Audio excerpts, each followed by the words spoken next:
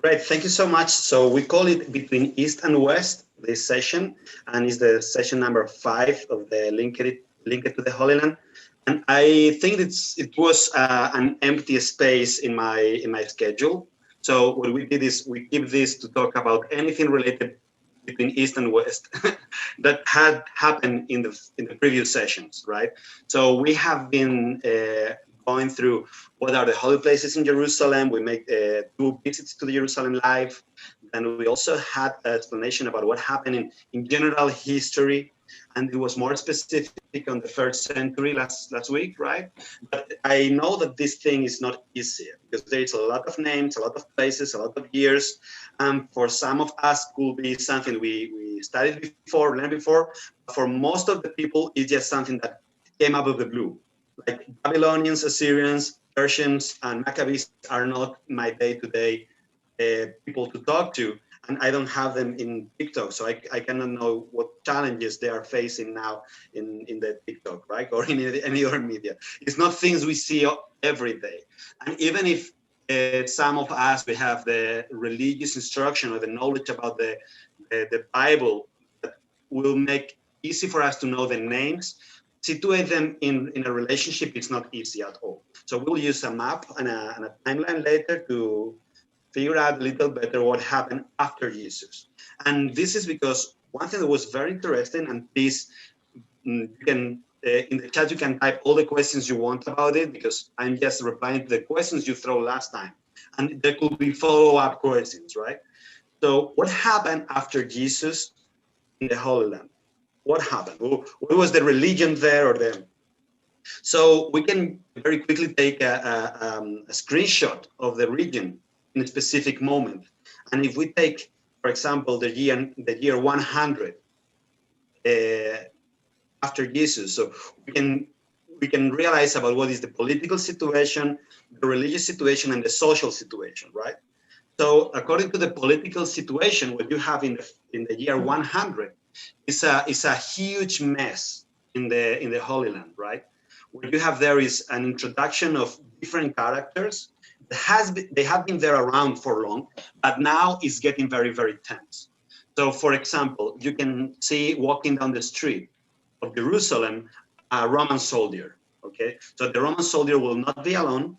They will be in a group with a group of soldiers because they are under a lot of pressure and they could be attacked in the middle of the street if they are alone. But they are checking all the streets and keeping the order, and they are the military authority in the region. Okay? They have this feeling of Roman soldiers, right? In the first century, it was not the same 3 centuries later. They lost this feeling probably. But what is interesting is that they have this, they are the eagles. They are known as the eagles because they have these big signs with an eagle, and wherever the eagle is, they are protected. And you know that if you are a Roman citizen, you can apply for law, you can say, no, I want Caesar to be the judge of my case. And you will be taken to Rome, be judged by Caesar. That usually never ended well because Caesars don't want to waste time with small guys, so they will just send them to jail forever or to kill them. But we know about someone who did that a few years before this, before the year 100, which is Saul, which is Paul.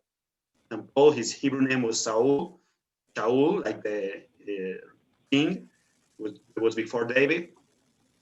So St. Paul, he was accused by the religious authorities among Judaism to be against the authorities. He said that this guy is bringing a revolution, and then the Roman soldiers say, okay, wait, it makes no sense. You are delivering us someone is among you because he's creating a revolt. So they were hesitating, and then St. Paul said, I am a Roman citizen. I am protected by the Roman law. I'm not a foreigner in my own city because I am protected by the Roman law.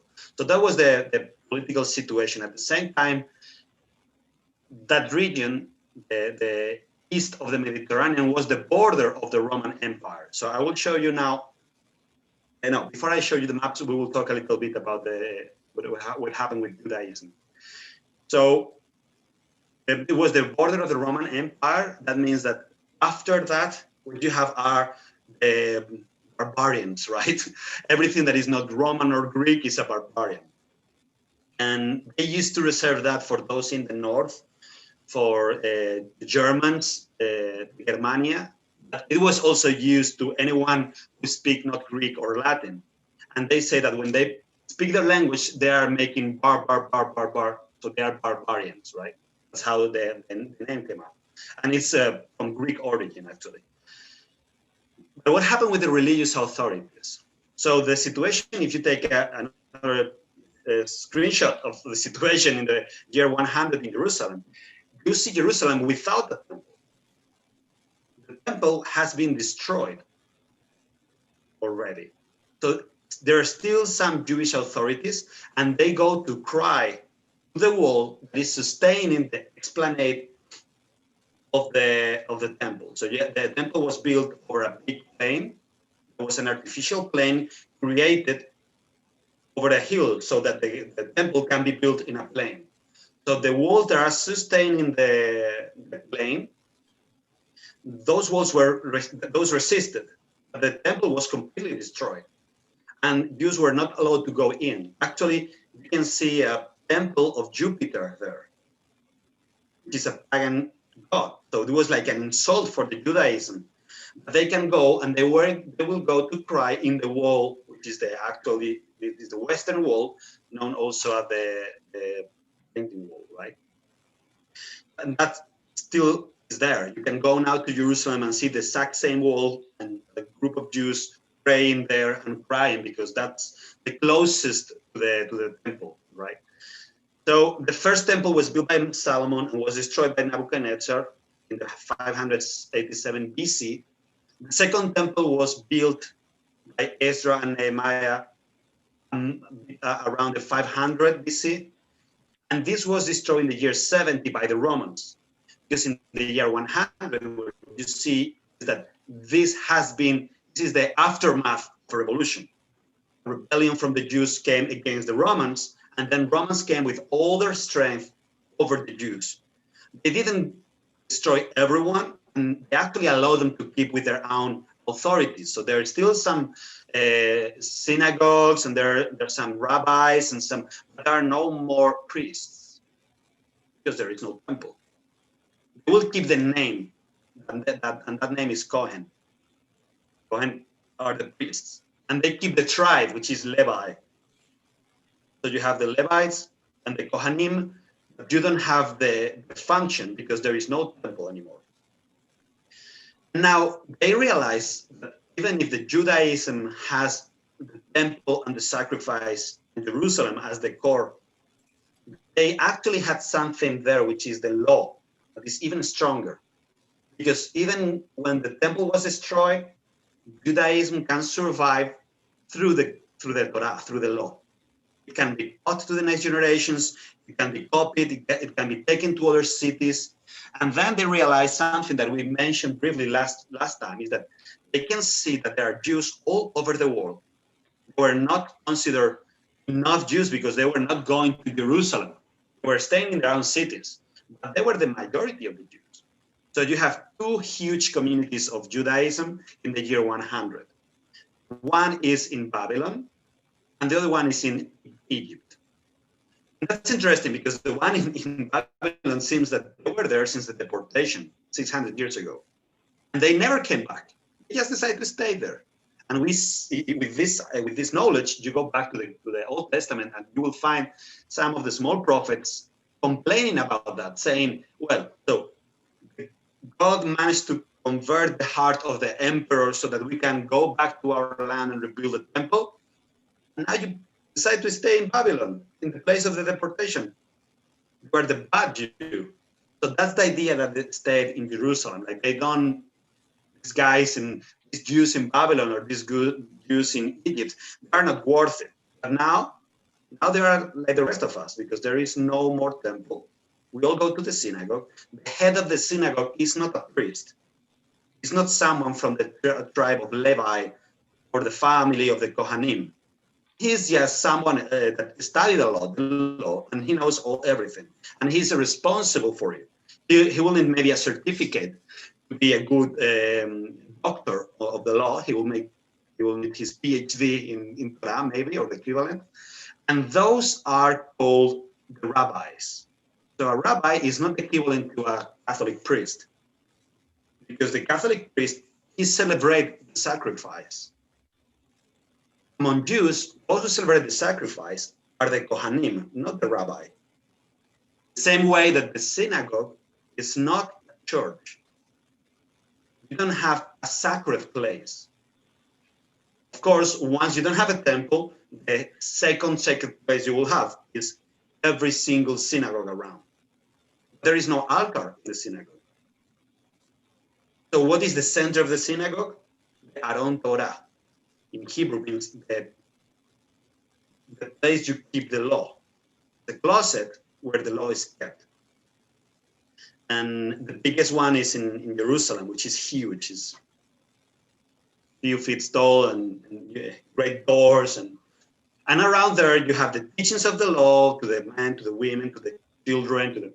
And one of the reasons why I think that some people said, no, the Jewish people, they have something special because they have been persecuted all the time. And I would say, okay, we can go through that later. And actually next week is one of the things we want to talk. But I will not enter now in what happened with the Judaism in the modern times. But what is true is that if you check in the year 100, and it happens in the year 200, 300, all the time, what happened is that every single Jew will know how to read and write. Because they go to the synagogue, they have to learn how to read, how to write. They were educated people. Regardless of your profession, you don't need to be a scribe to be requested to know the law, and to memorize it, and to learn, and to read, and to write. Everyone was required. Jose, that makes a huge, yes. I'm sorry, can I just stop you there? Two things, if you could clarify. Could you please clarify again the difference between the priest, Kohen, and what their role in the temple is compared to the rabbi? I think it's very interesting, actually, if we use the gospel. I was using the year 100 to see what happened after Jesus, but the gospel shows what happened during the times of Jesus, where the temple was still standing. What happened is that there were different groups within the Judaism, and each one has a different function. So you have a specific group, which is the Kohanim, which are the priests. And one of them is HaKohen HaGadol, that means the high priest. And the high priest is the chief of all the group of priests. And in order to be a priest, you have to be a descendant of that family. You cannot become a priest if you are not a member of the family. And if you're a member of the family, you are a priest, regardless what you do with your life. You could be punished with not serving in the temple, but you're still a priest, because a priesthood in Judaism is something that was granted by the Lord to Moses and to the family of his brother Aaron. And the descendants of Aaron are the Levites, and all Levites are priests, are Kohanim, but some of them has this function in the temple. So if you go to the gospel and you see the high priest and the priest and the principles of the people. So who are these principles of the people? They are novelty. There's some novelty maybe remaining from the time of the kings. They don't need to be part of the family of the high priest. They might be, for example, a descendant of the families of the Maccabees. They are not the same family, but they are in the novelty. And then you have another group of guys, which are the Sadducees. The Sadducees, most of them, they are also Kohanim, they are also priests, and they are just bureaucrats, actually. They are taking care of the temple as a bank. And we know from St. Paul and from the Gospels that the beliefs of this group of the Sadduceans was very, very reduced. They don't believe in resurrection. They don't believe in angels. They don't believe in most part of the Bible. They don't believe in the same God we believe, actually. They don't have a personal relationship. what we understand is that they might not do prayer at all, but those are the ones taking care of the temple. What happened is that that has an effect. It's like, okay, so who is the moral authority in my village? Imagine, I am a Jew in the time of Jesus. I live in, I don't know, in Modi'in, and that's a Jewish population. It's 100% Jews. And we go to the temple every time we need to go for the Passover. We go there for the Shavuot, which is the Pentecost. We go for all the feasts. We go up to Jerusalem, and we are glad to be Jews and we respect the temple, but I am not part of the priesthood. I'm a normal Jew in the times of Jesus in a different city. So who is the authority in my village? There is an option that there are priests in your village, and they have the moral authority. And that happened in Modin exactly because the authority was the Maccabean family.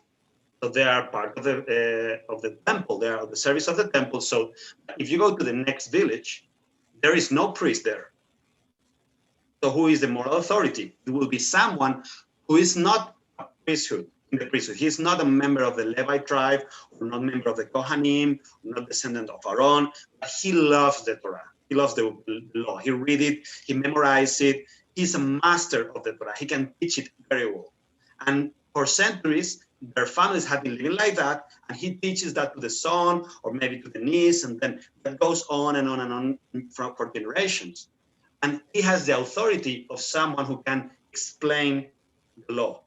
And those are the doctors of the law. I don't know which translation you use in English, but I think that's one of the groups in the gospel, right? It's like the doctors of the law or the masters of the law. Those are also Pharisees, because they really respect everything that is in the Bible till the last line, till the last letter. And according to this, you should not walk 1 meter more. If my donkey is dying on Shabbat, I cannot rescue it because that's working in Shabbat, and every other thing. They respect every single one of the whole 587 restrictions they have. So you see, it's different. The guys in the temple, they don't believe in the religion. And the guys in the small cities, or sometimes also in Jerusalem, they are following this idea of you have to respect everything, even if they are not in the priesthood. So they become the scribes and the doctors of the law. They know everything about the law. They are not authority for the point of view of the sacrifice. They cannot make sacrifice. So when the temple is distracted, all this group that was taking care of the temple, they lost all authority because there is no place to make a sacrifice. So you don't buy the goat. And if you don't buy the goat, he doesn't get the money. If he doesn't get the money, he doesn't even have the economic resources. But still, what you will do as a Jew, you will go to your synagogue. You cannot go to the temple, you stay in your local village, and you go there to gather every Shabbat, and you read the Bible, and you comment it. And who will explain it? The rabbi. And those rabbis were mostly Pharisees. So I think it's interesting, if you want to understand a little better the character of Jesus, he was talking with the Pharisees. We might think that Pharisees are the bad guys in the gospel, but they are not the bad guys in the gospel. They are not the nemesis of Jesus. Some of them, they are very, very hypocrite. Hypocrite. Hypocrite. They are fake people. Like they are like sepulchres whitened from outside. Inside, they have all kind of corruption. But others, not. If you read the Gospel of today, Jesus was invited to a supper, to a dinner with one of the richest Pharisees in Jerusalem. And he went there. And there is nothing bad that is said about the guy who invited him. The only bad things are about the people who are invited are not behaving properly. The guy who invited was a friend of Jesus, who was a very, very rich person. He had a banquet. In the banquet, he invited a lot of people. So many people that you can choose where you want to sit. But if you're in one table, it's not important you're sitting in front. I mean, of course, now everything has to be measured for politics and everything means a lot. But there is the question is if you are close to the host or far from the host. You need a huge room to be able to have a difference between the beginning of the room and the end of the room. I can tell you that if you come to my room, you are all in the first place because there is no more place than one more to sit. So that room should be a huge room. And the gospel says it was a rich guy, one of the Pharisees. But it's not the bad guys. We know also that St. Paul was a Pharisee. He was a proud Pharisee. When he was taken, he said, I am a Roman citizen, so you have to take me to Rome. I appeal to the Caesar. So then they say, okay, let's take him. And then they take him to a different city in the region of Greece. And then the Jews there, they start saying, hey, wait. This is a Jew. We want to know what's going on with this one. They call all the Jews, and the governor there, who was a Roman, he said, okay, let's see what the Jew says about you. And St. Paul stood there, and he realizes that all the people in the room were Jews. Some of them were Pharisees, and some of them were Sadduceans. So he was very smart, and he said, I will explain that I'm a Pharisee. He said, you know why I'm here? I'm here because I believe in the resurrection. And that was true. He believed in the resurrection of Jesus, and that's why he was there. But at that moment, the Sadduceans start saying, oh, resurrection is not a thing. And then the Pharisees start fighting. Yeah, of course it's a thing. It was so big, the discussion, that the governor said, okay, stop it. We take it out. And he was not judged by the people because he created a huge mess saying that he was a Pharisee. And then he writes in one of the letters, he explains, I'm a Pharisee. I'm a children of Pharisees. And I have been educated by the biggest Pharisee, which is Gamaliel. And Gamaliel is one of the biggest Pharisees. And we know that for different sources. For example, when Jesus is already resurrected and the Christianity is starting in Jerusalem, what happened then is that the Jews want to take all the Christians to jail and persecute them, right? So they were taken to jail. Some of them were tortured. They actually killed some of them. And there was a surprise for the side, is that the people were on the side of the apostles. So the apostles were taken to jail, and people start shouting, give them back, free them. So the high priest and the Sadduceans and the Pharisees and the whole group of the Sanhedrin, who was the authority, they say, okay, we have to do something. So they have a meeting where you have the high priest, the Sadduceans, and the doctors of the law with the Pharisees. They were all there gathered. And then they say, we should punish them because they are saying that Jesus is God. And the other, and one of the Pharisees reacted, and he was Gamaliel, the biggest Pharisee. He said, no, we should not persecute them, he said. Because, if this is false, this will end. And it happens with another guys before him. If this is true, you're wasting your time. I don't know the expression in English. In Spanish, they said, estás dando coces a un aguijón. So I don't know how to translate that in English. I'm sorry. But it's like the donkey hitting a nail, right? I don't know how's that, but it says a sentence in the gospel. So I will try to move a little forward because Jose Angel? Here from, but anyway, yes. Okay, I just want to interrupt you 1 second because just to summarize two points out of there. So you really went into depth regarding the Pharisees, which may impact our outlook of what we previously thought about the Pharisees in the Bible. But so the Pharisees, the Maccabees, and the Sadducees, and I think it's fair to say, right, Josiano, that in order to understand the full implication of Christ on the early Christians, it's important to understand who the Pharisees, the Sadducees, and the Maccabees were at that time of Christ. Okay, I'm going to leave it at that point, exactly. Right? Okay, but then I wanted to actually draw you back to something you said, because I think it's a very important point. And you said that every single Jew at the time, and at the time of 100, right, after Christ, in the year 100, around that time, every single Jew would learn to read and write by going to the synagogue as being taught by the rabbis.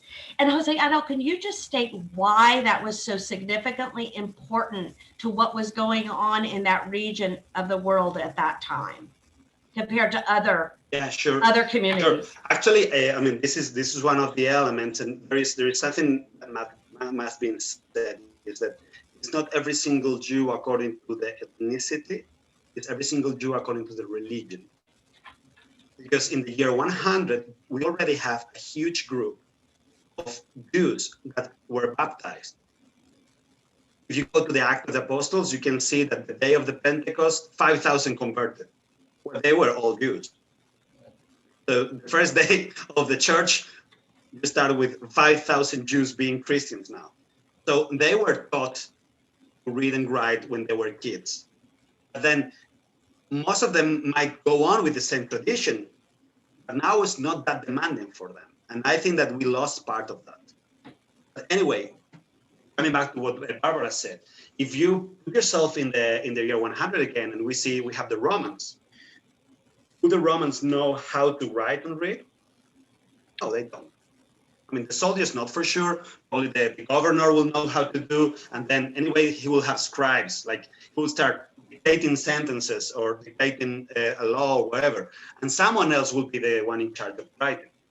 So that put that person in a huge authority position because he can just change a word. He can just do whatever he wants actually.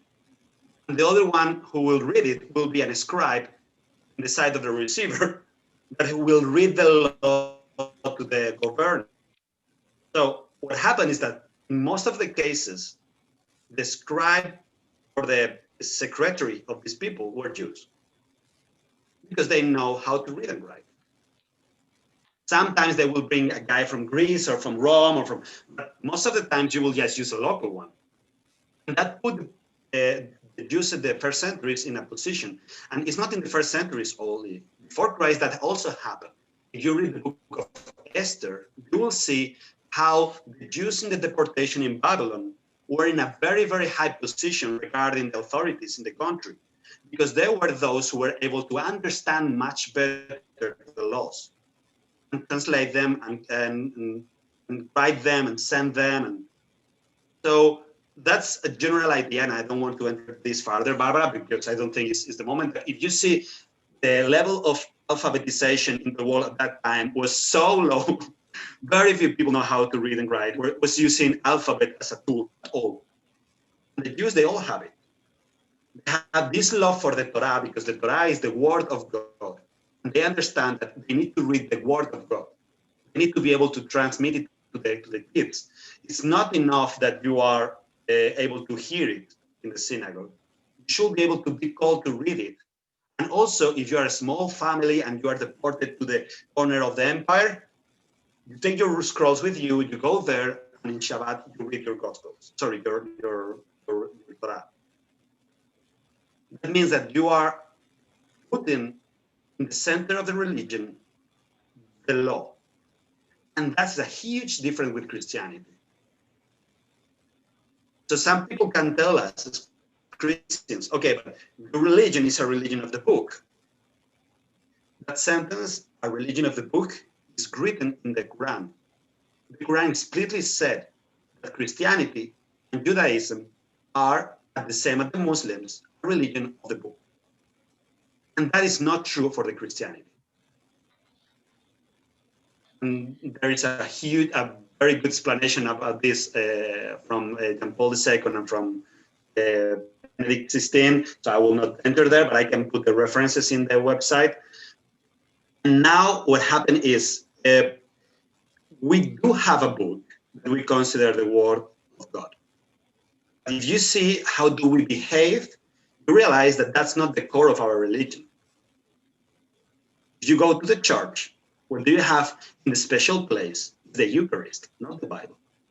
In the tabernacle, we don't put the Bible. We put the body of Christ. We have respect for the Bible, and we keep it in a closet. And we can actually translate it. And you have it in English. You have it in 5 different languages in my cases, but you can translate it, and it's not an offense. You cannot translate Quran. If you take Quran and translate it, best case, they will tell you, okay, that's not Quran, it's a different book. Worst case, that's the last thing you've done in your life. Because the Quran follows this this idea that this is a religion of the book. This book was given to Muhammad from Allah. So what is the situation of Judaism about this? So they do feel as a religion of the book, because the same way Muhammad received the Quran from God, the Torah was given from God to Moses in Sinai. But they also realize that there is much more than that. They also realize that being a people is bigger than that. They were a people before having the law. They were a people before having the specific indication of the book. So they understand that God is a God of a promise, and he keeps his promises. So it's not the exact same thing like Judaism, like Islam. But we have a different situation. If you are in the year 100 and you are a Christian, you might be from Jewish origin or from Gentile origin, and probably soon you will be taken out if you are from Jewish origin, because it will be banned for Jews to be there. And we mentioned this in the last session. So now what happens is that you have a Christian community, there's a small community in different houses, and you have what is called now a Domus Ecclesiae. So one of the houses will be considered the one we gather the community of those who are called to be part of this community. And be called in Greek is brevis kalein. So the gathering of the called is the ecclesia, from which you take the word in Spanish, iglesia. And then we use in English, we use the German root, which is Kirche, which is similar. So now, going back, because and now I think it's good that I show my map. Okay. I'm sorry, Barbara, I think I more or less answered what you were saying, why this intellectual aspect was so relevant. Sometimes it will say that they have a special thing, or it could be also that there is, I will not enter about that now. But I think it's amazing the fact that if you go to the 15th century in Europe, the level of education of a normal Jew in Europe will be, in average, much higher. And the minimum education will be absolutely higher. That makes a huge difference as a people. And I think it's valid as society progressed, right? As society progressed, it always appeared that as society was progressing, that those of Jewish origin seemed to always be involved in high levels of commerce and business, right? So there's a very real not only explanation there, to that. They are also in philosophy, maths. Because if you know how to read and write, and you can deal with the scientific aspect of the things, you can stay there. You can grow there. So I will share now this. It's a image of the Encyclopedia Britannica of a map. It's only that.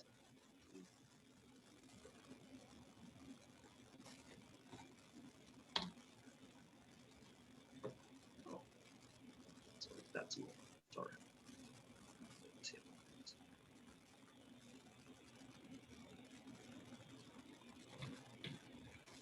Sorry.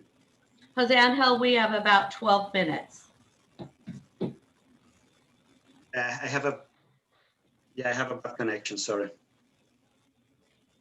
Okay, so we will go back to finishing the questions of last week.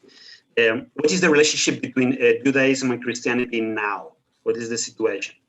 So as a religion, you have to ask always different questions to find out what kind of religion you have.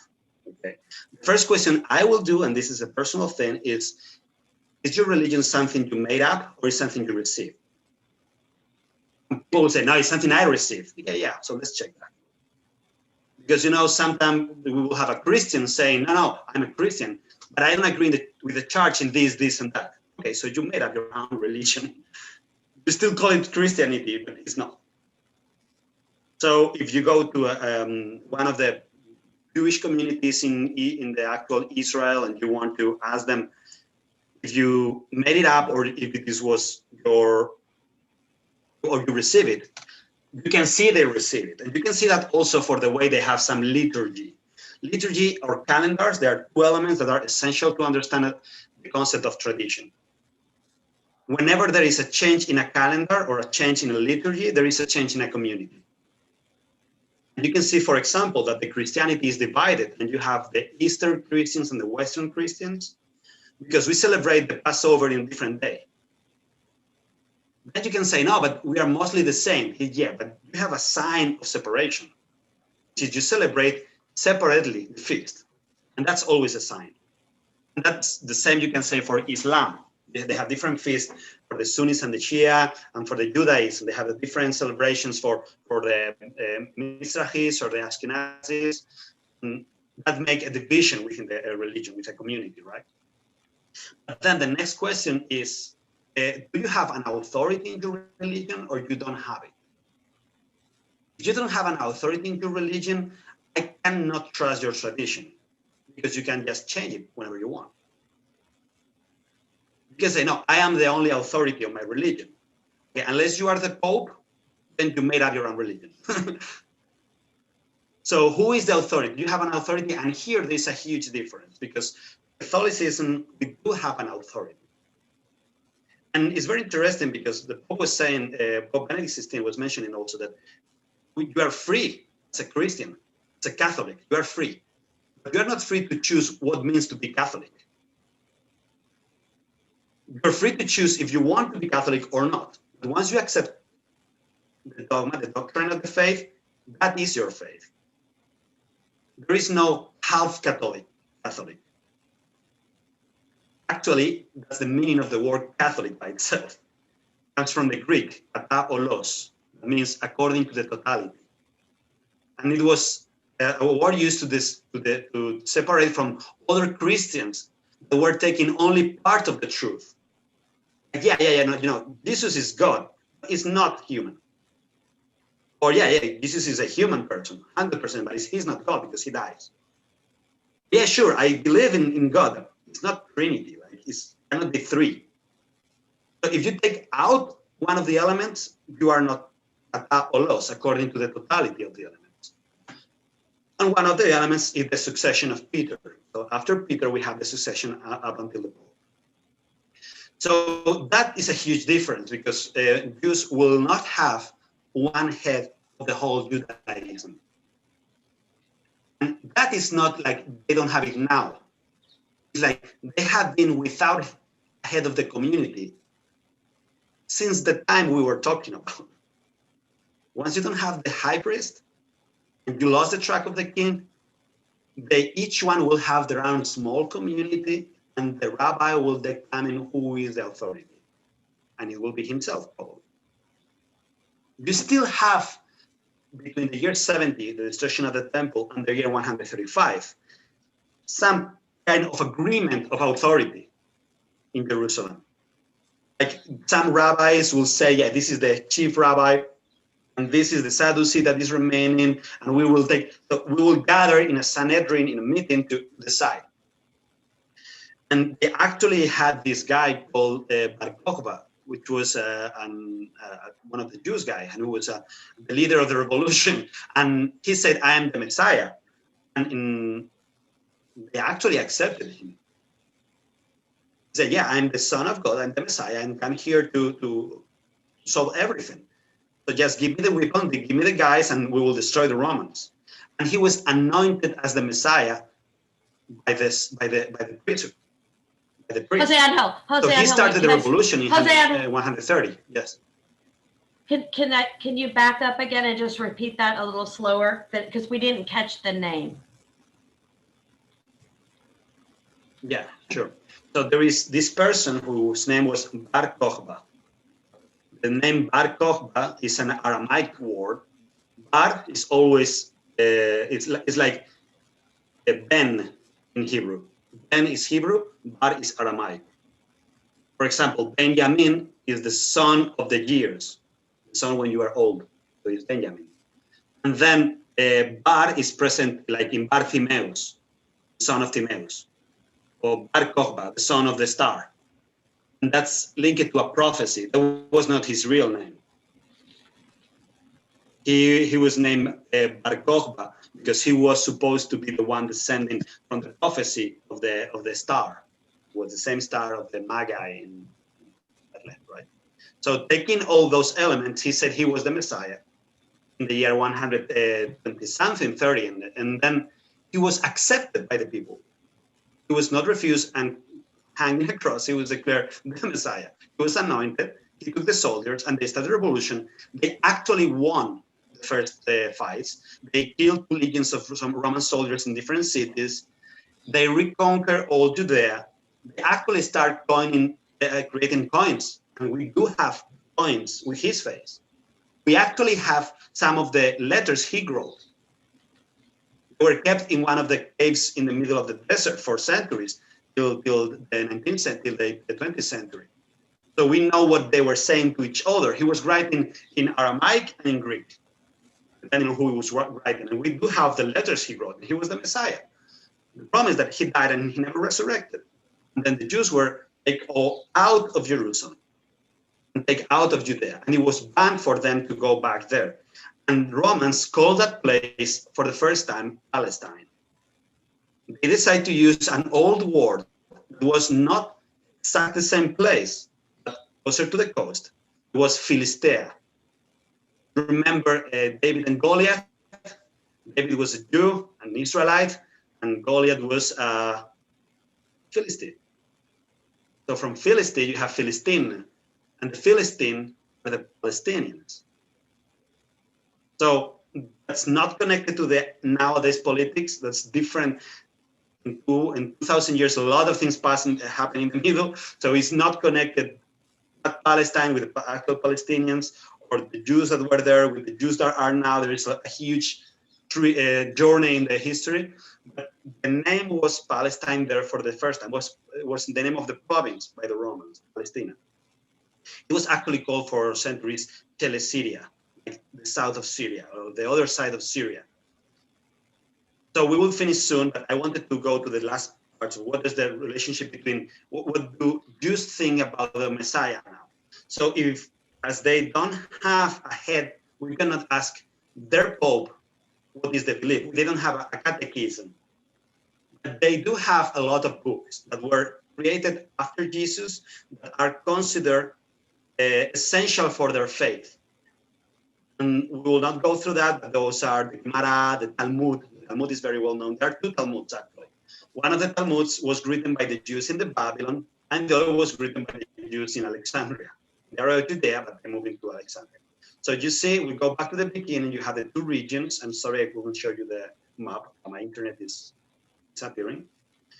So what they do is they have this Talmud, and in Talmud is, you have the Torah, the law, the Bible, you have the books that we have written in Hebrew, and all around is written with commentaries in Aramaic by the rabbis. So you will never go to a synagogue and find the Bible alone. It's not the book of the Bible that has not the Aramaic comments of the rabbis around. And that is essential because that means that they consider that part of their faith. And what they say then is that they are waiting for the Messiah. The thing is that the question of the Messiah was hidden a lot after Bar Kokhba was destroyed. So when Bar Kokhba died, and they lose all the hope that the Messiah will actually be himself, then they have to flee. Yes, Barbara. Can you repeat that? Because we missed that last part. It was a little bit jumbled. Okay. So where was I? So based on the question, just answering the specific of what they believe about the Messiah coming, the Messiah. So the comments of the rabbis that we can find in the Talmud, they do say that the Messiah has to come. That means that after Jesus, the rabbis that survived the revolutions, they transmit to their next generations the idea that the Messiah has not come yet. There are these Christians, but they are grown, as we were grown with Bar Kokhba. That's more or less the background of the idea. So they don't want to focus on the route of the Messiah anymore. It's not that it's not there, it is there, but it's not the main issue. Because they don't want to go back to the situation where they anoint the grown Messiah again. So they will go on with the belief that someday, at the end of the world, the Messiah will come and will save the people and will establish the New Jerusalem. How that will happen, we don't know. And we should not worry about that. We should worry about surviving in the new situation. And that's why, and with this we will finish, that's why they have the book of Daniel within the last books of the Bible. That's interesting because in the Christian Bible, the book of Daniel is one of the big four prophets. You have Isaiah, Jeremiah, Ezekiel, and Daniel. And then you have the small prophets and then the other books. But if you go to the Hebrew Bible, you see Isaiah, Jeremiah, Ezekiel, and the small prophets. And there is no Daniel till the end.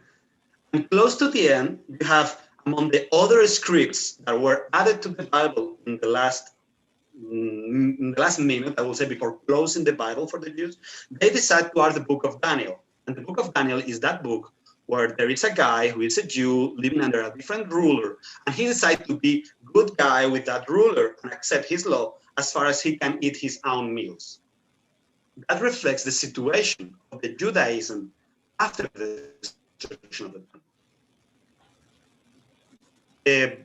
Benedict XVI in the book Jesus of Nazareth, so it's not as a pope, it was written by Joseph Ratzinger, right? So he said that that book of Daniel is probably written in the times of the Maccabees and not in the time of Nebuchadnezzar. And that makes sense because it reflects what was happening to the Jews at that time, in the time of the Maccabees. There were two options. The Maccabean solution is we start a war and we fight. And the Daniel solution is no, we stay quiet, we go and we serve this foreigner king, and we will do whatever we need to survive as far as we don't go against our own laws. And that is interesting because the Hebrew Bible doesn't have the book of the Maccabees. So they were not willing to fight for the revolution and to save it. But we do have it. And I think we should read it. And then we do have also the book of Daniel. That means that if you are in a situation where there is a foreign ruler or a ruler that is not following the laws that you consider the laws of God, then you have still to be able to give your own laws of the law for yourself. You don't need to fight every single thing that is not according to the will of Yahweh. But if you want to fight it, you have the Maccabees. But I don't want to be like a preparation for the election night for you, but I know for some people it's more sensitive time. And I hope you get something about this. It was a little messy, but I wanted to go through all these elements before moving forward with history. So we reached a situation where Jerusalem is under Roman occupation. It's a Roman city. It has been completely rebuilt. It's a new city. There are no Jews. There is a forum. There is a Cardum and a Decumanus. There are Main Street. There are the shops, the baths. Everything is Roman. There are no Jews here, but there are Christians. Christians remain because not all of them were Jews. Actually, at that time, there were a lot of Christians all around the world. We know there were still already Christians in Spain, in France, probably in England, in Germany, in Italy. All the north of Africa has received the word of God. Actually, it was the core of the Christianity was in Alexandria and in Antiochia. There were the two big patriarchates, Antiochia and Alexandria. But that's all for this day. I will send you the maps and the things that I was able to share, but I will share them with you. And if you have any questions about this, I love this. I would love to have more. If you have any doubts or anything, I can make some research and reply to your questions. And I'm already preparing what is a summary of the previous session with your questions replied, so you can also have them. And if you want to go through that, that will be also very handy, I hope. Hey, Barbara, anything else before we close for today? No, thank you very much. And remember next week, and the session next week, Jose Angel, is on. So we will be connecting live from Bethlehem next week, hopefully. If we are trying to decide now because of the lockdown in the Holy Land, we want to be able to connect with a place that can be walked in the streets, not just inside a room. So we will keep you updated. We will have a live session from the Holy Land, and we will be connecting with the actual situation and perception of Judaism and Christianity and Islam from the land, from the people that are living there. Okay. Great. So thank you so much. And some people are asking, you can make questions in the forum. Yes, please do that. If you go to saxonyps.com, there's an option of the forum. It's not private, it's public for you to know, but there is a forum called Linked Conversations, and you can type there your questions or answer questions of others. That's the idea of the forum. Right. Thank you all. Thank you. Bye. Bye. George, if you see that sandstone, take a picture. See you next week. What is it called? Hey, Barbara. Yeah. I can hear you. What is it called? So it's the sandstone of the hill country of Texas. And it looks just like the Jerusalem stone in that the temple was built out of in Jerusalem. Yeah. Same sandstone. It's the same sandstone? Very, very similar. Yeah. Very similar. Yeah. It's so so I'm not sure where exactly you are outside of going outside of Austin. Are you going to the west side of Austin? Hang on a second. Yeah. Where are we going? We're going to near Bastrop. Bastrop? Yes. So it's called Bastrop? Yeah, I know where Bastrop is. You're not going to see it. We won't see it. Oh, no, that's okay though. It's on the other side. So, but have a good time, George. Thank you, and I'll see you guys next week. By the way, Jose Angel. Yes. That's a great recommendation. O Jerusalem. I've started reading it. It's a great read so far. Yeah, I think it's interesting. We were for all those of you who are here, we were talking about how to start reading about the actual situation of the Holy Land if you don't have the background of the whole elements around. So there is a book that I recommend a lot, which is called it's O Jerusalem. O Jerusalem. Barbara. It's the vocative. That's right, O Jerusalem. So that book is done by some journalists, not by the historians. So it was playing very well all the characters introducing this. But it only tells what happened for 1 year in 1948. The year 1948 essential to understand the actual situation of the Holy Land, and they explain very well the different characters. And so if you have no idea of background about the content, or you have very few and you want to know more, that's it's a historical book. It tells things that happen, but it's very, very narrative. It tells the things in a way that is very easy to follow. There's another book that can help us to understand the time we are reading now, or the Maccabees time, which is called My Glorious Brothers by Howard Fast. It's a tale. This is not historical, but it takes the whole time of the Maccabees and create the background of the story and explains what happened with this one and the other one and the Greeks that were coming and the Romans and it's also very, very simple to read. You don't need to have huge knowledge beforehand, because I can recommend a lot of books after those. But I think that if you want to know more about the actual situation, I will recommend you O Jerusalem from Larry Collins and Dominique Lapierre. And then you have Howard Fast, My Glorious Brothers, talking about the Maccabees. If you want to know more about the antiquity, like the times of the temple and the prophet Isaiah or Jeremiah, yes, good. You can look at a different book, which is called Hear the Voice, which is the life of prophet Jeremiah. And it explains the whole background of it. And that's by, let me check quickly. Lots of flights. Because I don't know the name in English. Franz Werfel, I guess, because it's German. I read it in Italian, this one. What is the name of that other book, Hosanna? Are you saying Our What are you Our- saying? My Glorious Brothers. What is the name of that book? The author is Howard Fast, and is in Spanish is called Mis Gloriosos Hermanos. Okay, I My can find it Glorious also. Brothers. My Glorious Brothers. Okay. And it's talking, it's like the Howard Fast, right?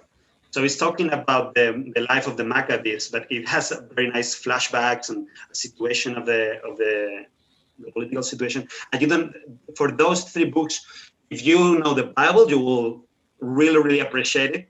And if you have no huge background on Bible, you can still read them and understand a lot next time.